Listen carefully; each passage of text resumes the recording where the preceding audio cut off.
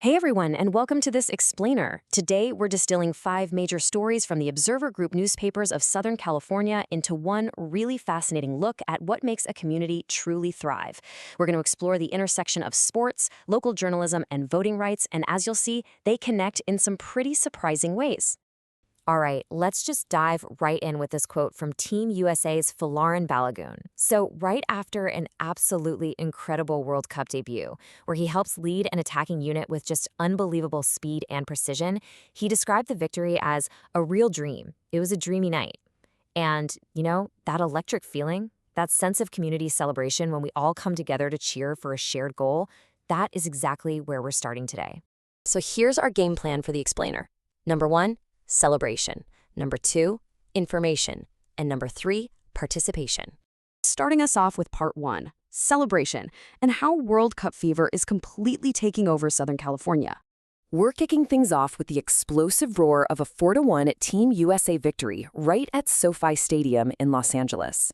But what's really fascinating here is the contrast between two totally different ways to experience the exact same event. On one hand, you have the elite stadium environment, high-cost tickets that are honestly out of reach for a lot of folks. But then you have the Wood Cup. This was a completely free, family-friendly street festival on Market Street championed by Inglewood Mayor James T. Butts Jr. It had turf soccer, interactive games, a massive watch party, basically proving that you absolutely do not need an expensive ticket to be part of a global phenomenon. And the Woods Cup brought these massive global moments directly to the grassroots level. Because it wasn't just about soccer, right? It was about culture. Just picture this, the Southside Symphony, conducted by Dr. Marcus Norris, performing this brilliant, soul-filled arrangement of I'm Sprung by T-Pain, literally right in the middle of Market Street. They brought this amazing jazz and salsa energy to the block, perfectly combining world-class sports with incredible local art. And the excitement is literally spreading everywhere.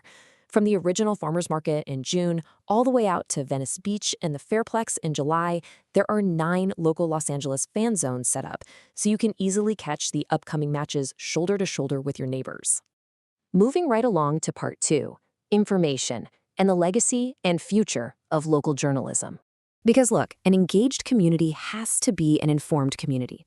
Period. A recent Beale Library Juneteenth event brought this to life by tracing the really deep roots of local Black journalism. We're talking way back to Reverend McPherson's 1914 startup, The Colored Citizen in Bakersfield. Then there's the 1937 Negro History Bulletin, founded by Dr. Carter G. Woodson, which kept locals plugged into national issues. And finally, check out the Bakersfield News Observer. They have had an incredible 50-year uninterrupted run. They haven't missed a single weekly issue in 5 decades. They've basically preserved what they call the family photo album of Black Bakersfield. But here's the thing. This historic legacy, this absolutely vital source of community truth, is currently under threat. Regina Wilson, the executive director of California Black Media, put out a stark warning regarding the proposed 2026-2027 California state budget. She said, freedom delayed is freedom denied, because when communities are the very last to know how decisions are being made in City Hall or up in Sacramento, they're effectively locked out of full citizenship.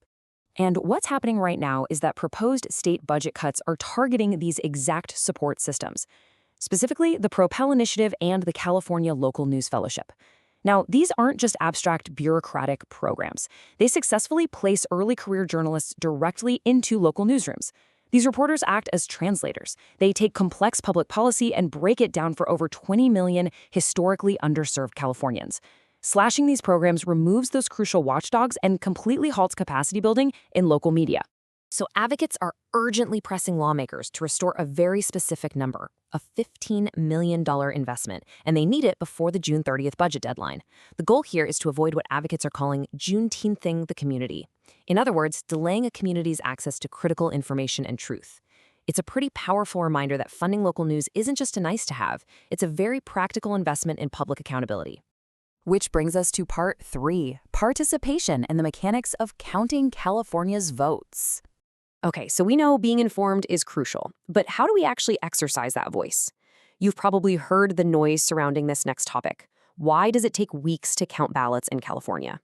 Well, California law mandates election certification within 30 days of Election Day, with the deadline for the current primary set for July 10th. Now, while some political leaders have pointed to this weeks-long timeline to raise allegations of fraud, state election officials maintain that this timeline is legally structured by design. They argue it intentionally prioritizes strict, verifiable accuracy over overnight speed. Let's just neutrally decode how this state law process actually works, because the mechanics are fascinating. Step 1, mail ballots are accepted as long as they are postmarked by Election Day. Step 2, every single ballot goes through signature verification. They aren't just blindly feeding paper into a machine. And Step 3, if there are discrepancies, a ballot curing process kicks in. This actually allows voters to be contacted so they can fix technical mistakes, like maybe your signature didn't perfectly match, ensuring that perfectly eligible votes aren't just thrown out on a technicality. Now, as we look at the source material, there's definitely a clear divide in how people view these mechanics. On one side, you have political figures like Donald Trump and J.D. Vance, along with officials like First Assistant U.S. Attorney Bill S. Sally. They are raising concerns about the delays, investigating potential non-citizen voting, and basically citing the slow count as evidence of a flawed or rigged system.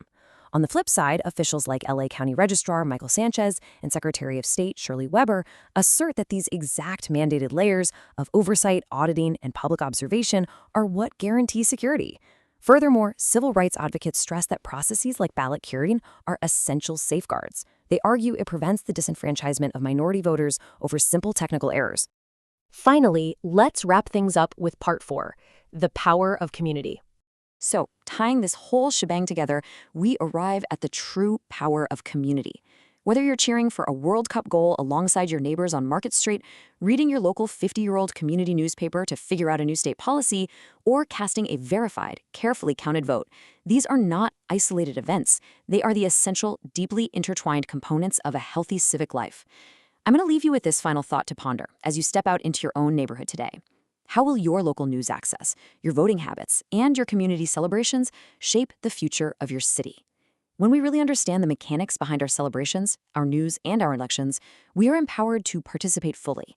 Thank you so much for joining me for this explainer, and hey, keep asking the big questions.